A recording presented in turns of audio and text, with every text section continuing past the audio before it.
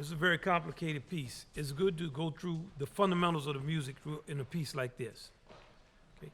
One thing that we have in this piece that's unusual is the density of counterpoint.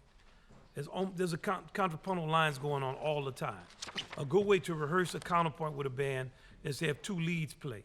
The two leads play, you can hear the two lines go against each other. For example, let's just take the first 4 bars. Okay, let's take the first three bars, and we're going to hear first trumpet, and we'll hear lead alto. Okay, and let's just listen to these 2 lines, how they sound with the rhythm section going against each other. I'm gonna give y'all 2 and 3. A 1, 2. Ryan, you okay? I'm sorry. Here you go. 1, 2. A 1, 2, 3. Ryan starts to play. Sherman plays in the middle, and Ryan finishes the phrase. So now there's a calling. Not only is it a contrapuntal line, one of the counterpoints is layered inside of the other. So this type of pattern goes on throughout the entirety of this piece. So to do the same thing again, let's listen to letter A. Let's third trumpet has to play the melody. Who's okay? Marcus is playing the lead on this part, and let's hear Sherman play at letter A. Sherman and Marcus. Listen to the 2 lines as they go against each other with the rhythm section. 1, 2. A 1, 2.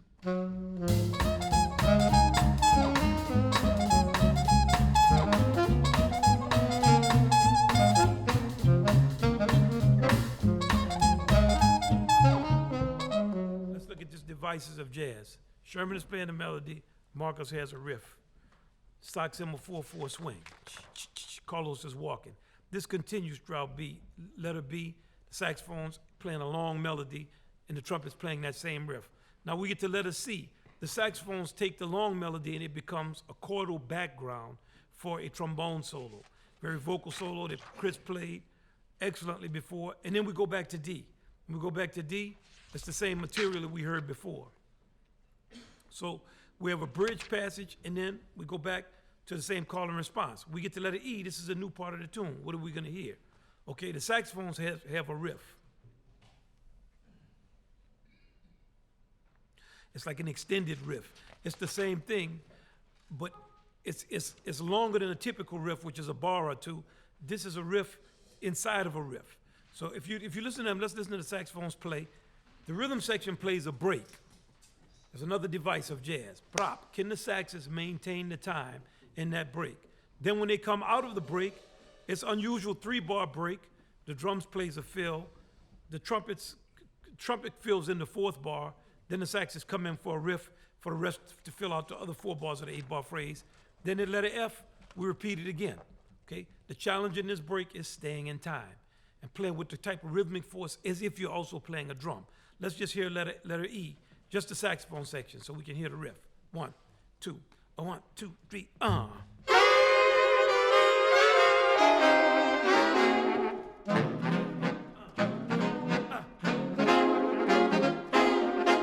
wow. We do that again. You see the way they're popping the notes, the type of energy they're playing with? That's what's required to play this music. It's not pecky, or you have to get a good grip on it rhythmically. Now, Kenny starts to play. It starts a trumpet solo. So when they're playing the riff, they have to be aware of the trumpet solo. It's another layer inside of it. This goes on. We get to letter G. The saxophone riff becomes more complicated. Whenever you have repeated notes, it always is going to want to drag. You have to move that forward. Let's hear the saxes at letter G with the rhythm section. And I want you to hear the way Sherman is playing, the type of force he plays with, and the way they're following him. 1. Okay, Ted is playing the lead there. I want you to listen to the way that Ted leads and the way everybody follows. Another thing that can address is the changing over of lead. One reason there's no shame to play 3rd or 4th or something in a jazz band is anybody can play lead at any time. Sometimes in arrangements of the more accomplished the arrangers are, the more they turn the lead around. So you have to follow and lead. 1, letter G. Make sure I don't drag y'all. Okay. 1, 2. 1, 2, 3. Let's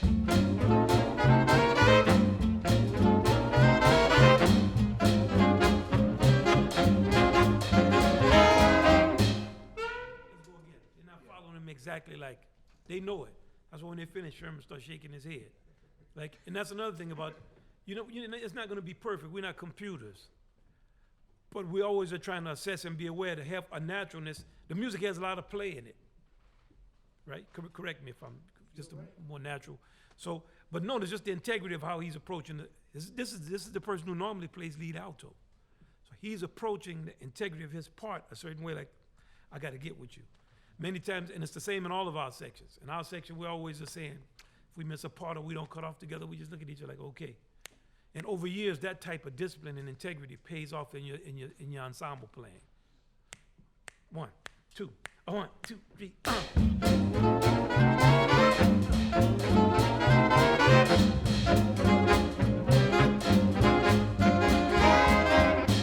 Great. Okay. So now the next major part of the song is letter I. The trombones get a chance to show off. Okay. We started with the trumpets. Then we went down to the saxophones playing a riff with a trumpet solo. Now, here's the trombones playing the lead. They also have a riff and an extended riff. And the saxophones answer them with a version of a riff. So let's listen to I, this type of call and response. But as is in the past, now another instrument is playing. Who's going to play? The clarinet is going to play on top of that.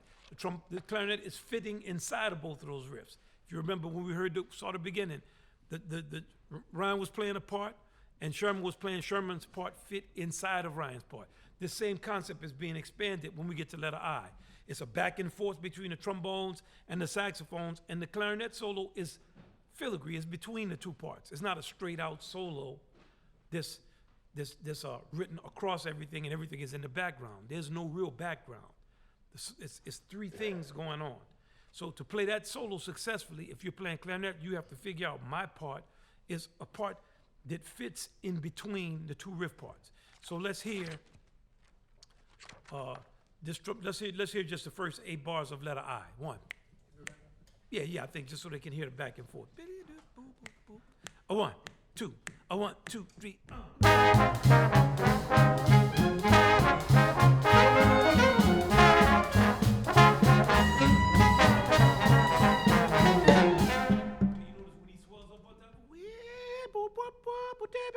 That type of swell, that scooping up in the gap makes the arrangement resonate. If he chooses to play all over the trombone part and play it like it's a solo, it's not going to sound good. So it has to be a knowledge. Sometimes you can write another section's part inside of your part, so that it functions like a cue, so you can know where you're supposed to play. Now we get to the more difficult part of the arrangement. Now the brass section sits down. Dun, 3, 4, 1, 2, 3, 4, 1, 2, 3, 4, 1, 2, 3. We're sitting down, and the saxophones are playing a riff, and the clarinet solo continues. Now this clarinet starts to fill in space. But you notice it's the same thing we heard in the beginning. It's 2 parts, a long part and a short part, melody, and then a filigree in between. That builds up through L. When you're conducting your band, you want them to have a sense of the architecture. Even though these are short songs, they have there's an arc. And there's a way to play them right from a formal standpoint and to not address the formal obligations of the arrangement. When Duke sat down to write the arrangement, he was definitely thinking of a map.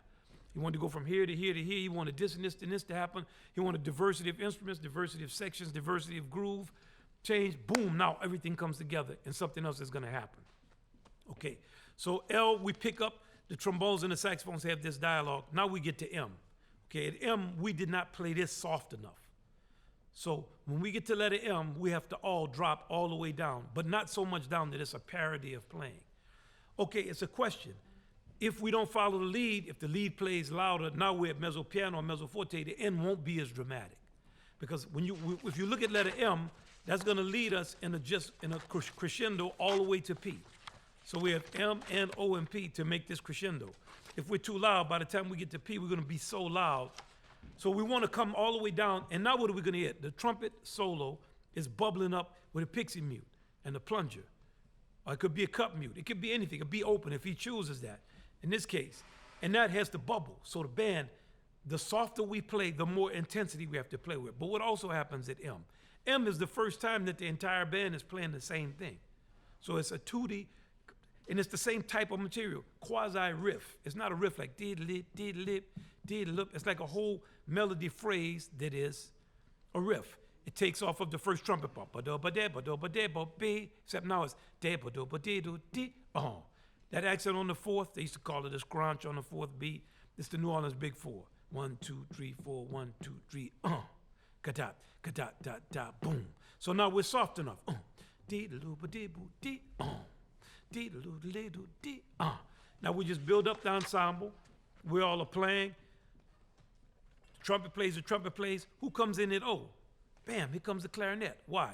It's a higher pitch instrument. Now we're playing another aspect of the thematic material.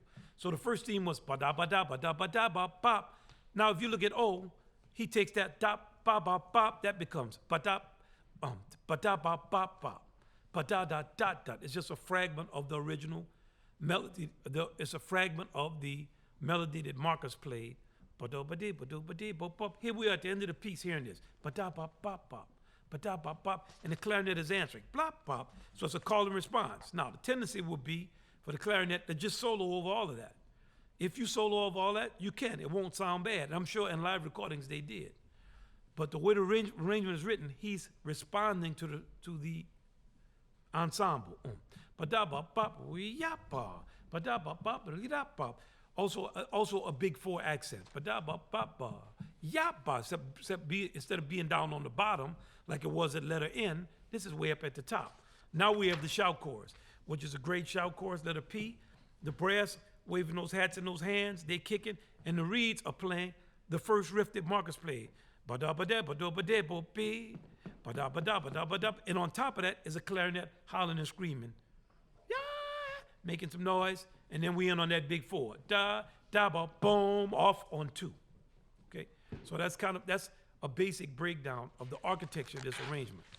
Always realize if we're conducting something, we need to have an understanding of the architecture because we're basically the guide.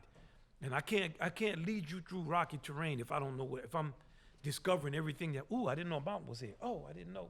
I have to know what's going on, tell you. Okay, this employs something that they would call a parade turnaround in the drums. Okay? Parade turnaround because it's a roll on the snare, some type of roll. When the saxophones play the break at letter E, dee doo doo be dee be doo. Now we get to that third bar, we on the parade. Doo doo dee dee. So what you're gonna play in that fourth bar break is very important. There are different types of rhythms. Some rhythms are bring a band in and are hip swinging rhythms. Others, it's like you got to come in with your part and you're like, damn. One. With a big band, it's not like a small band where 17 over 5 and then 1. We all have to come in together. So to find and understand that some rhythms are hip. So you got dee doo doo dee dee brrrra ta ga ta lakado boom, I could come in. Or brrrra ta ga ga doom, I could come in. But brrrra do do do do do brego boom, I cannot come in. Brrrra ta boom. Space many times is good. I got the snare going. I'm got the bass drum going. Boom, boom, boom, boom. The trumpet is coming in. A lot of things are going on in that fourth bar V. You have a lot to manage. Now, just because we did it this one time, I want to do it again. For Paul, we need a lot more urgency on the top. And when we all communicate, this is another thing about your band and how we communicate. In jazz, in our music, because someone tells you something doesn't mean they're right about it, doesn't mean they're wrong about it. They're telling you something. They have a feeling about it. And you choose to acknowledge what they're telling you and change, or you don't. Not to argue for a half hour over. The greatest musicians I play with, I always notice something happened on the bandstand, they wouldn't say anything. Yes, in rehearsal, we get heated, fight, argue over stuff, but it wouldn't be a petty type of, you can't tell me anything. That type of spirit kills our music. Our music has a natural spirit. If I have the feeling I can't tell you anything, I'm not going to tell you anything. Then we're not going to play jazz. The greatest jazz musicians have always been the most understanding about music, even a very definitive musician like John Lewis, who thought the music should go a certain way. When you started to play it, you played it not the way he said it. Like, okay, we're playing. And I noticed when I was 19, I played with Herbie Hancock, with Ron Carter, Tony Williams. I noticed one thing about the musicians, especially of that generation. they didn't engage in games with music. Like if somebody invented something and played something, whether they liked it or they didn't like it, they made music out of it. So our ultimate responsibility is to play our music to have an open way of communicating so that when we say things, it's not considered as a personal attack. And the assumption is in integrity and in honesty. So that somebody might tell you something, you don't agree with it, okay, we have a check down system. We're gonna follow the drums. We're gonna follow our leads in our sections. Whether I like what a lead is playing, if Ryan Kaiser starts playing a long note and I think it should be short, I'm playing long. Sherman starts to play, if Ted plays, none of that matters because we have to make our music work when we start to play it. If Carlos thinks he can't be heard, he can say, play soft, he can do what he can do, but he can't make a person play in balance with him. That's a very delicate ecosystem. It creates a delicate environment because it's an environment that has to be assertive because you have to, but it has to also be accepting, and at the same time, it has to be definitive. So we check down. I'm saying that all in how, because we're on film, how I would dress a professional musician. Paul is not in our band all the time, so I don't really know him enough. I can't insult him or mess with him or play with him just because I don't know him. And with my contact lens on, I can't even see him. So I don't have any level of comfort, right, addressing him. I'm just saying the whole human thing about if I can't look at you and I don't really see your eyes, I don't know how you're taking what I'm telling you. So for this to work, he has to be a lot more definitive in terms of his beat and push us and drive. Now it's going back too much. So it's causing the band to go back. Now when I look up, I see Carlos, I can't see him in his eyes either, but I can tell he's kind of like, right? I mean, it's got to be more urgent. So. Also, just for the drummers, I did the drum transcription. So if you see any notes that have a diagonal line through them, it means to play the snare drum towards the edge of the snare. So you can get more of a pop, so it'll help more with the drive of the groove. Can you give an example of that? Paul, can you play an example of what Chris is talking about?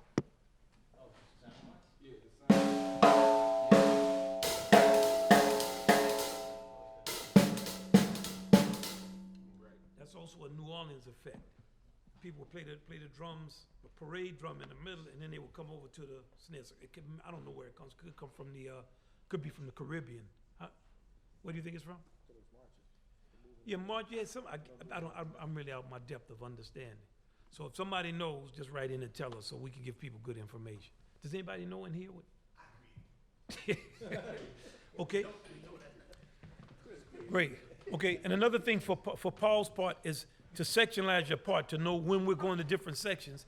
I noticed you changed your orchestration. You were over here, and then you started to choke the cymbal a different way. All these changes in orchestration are great to give diversity to the arrangement. Then when we get to that shout chorus, and the breakdown, break us down. Rap, dee-doo-doo-dee-doo-dee-doo, so we can touch it, right? Okay, it was an important point Sherman just made too. He said because of the range of the horn, it's better for the tenor to lead this riff. It's in the meat of their register, so. Also, just for the drummers, I did the drum transcription. So if you see any notes that have a diagonal line through them, it means to play the snare drum towards the edge of the snare. So you can get more of a pop, so it'll help more with the drive of the groove. Can you give an example of that? Paul, can you play an example of what Chris is talking about?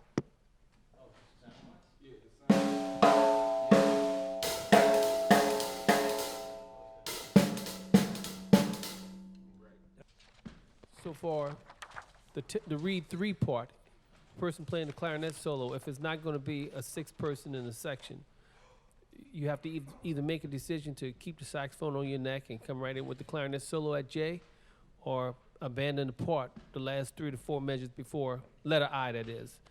Either don't play the part before I, or keep the tenor saxophone dangling from your neck while you're playing the clarinet solo. I'm always a fan of keeping your horn. I think I feel like that's a part of our tradition too. I say people like Frankie Trombone and the early musicians play, and also dance band musicians would play 7 and 8 instruments, bassoon. It's a part of our tradition. Like, you know, it's one person's music had instructions: put down oboe, pick up flute and so. But I mean, everybody has different sensibilities. It's good when you're learn how to be easy with all of that. Just for the guitar players out there, you know, basically these 8-bar phrases, the A sections, is basically the blues. So that means, you know, especially at this tempo, you don't need to play a lot of notes. You can just sit there and stay on that A flat on that 4th string. Your overriding job on a tune like this is to keep that pulse steady. So later on, like on the bridge section, say at letter G, don't worry about, you got a chord on a beat. That's going by awful fast. You find that one note on that 4th string and follow that through. So say, I'm looking at F7, E flat, F7, B flat, diminished, 4 chords in a row. I'm just going A, and then B flat, A, B flat, and alternating that note. That's harmonizing well with the saxophones, and I'm able to keep that pulse going. So that's keep that in mind. Throughout almost the entire rest of this tune, you can just play that one note A flat, and you're cool. I did the drum transcription, so if you see any notes that have a diagonal line through them, it means to play the snare drum towards the edge of the snare, so you can get more of a pop, so it'll help more with the drive of the groove. Can you give an example of that? Paul, can you play an example of what Chris is talking about?